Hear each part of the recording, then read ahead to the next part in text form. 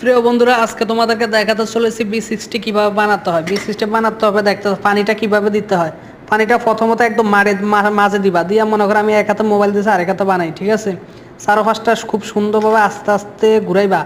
কথা বুঝতে হবে, পানিটা কিন্তু ভাবে পড়তে হবে। দেখছো আমার পানিটা কিন্তু মাঝপথে বন্ধ হয় নাই।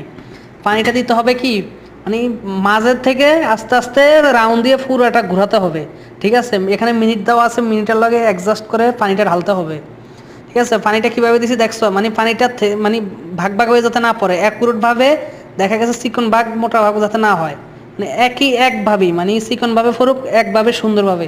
তো আমি পরবর্তীটা দেখাচ্ছি কিভাবে ঢালতে হবে। আমার এক হাতে দুই হাতে ঢালি, তো এই জন্য মনে করো আমি এখন মোবাইলটা দেখো, মানে কত সুন্দর করে মানে আস্তে আস্তে রাউন্ডটা দিতে হবে।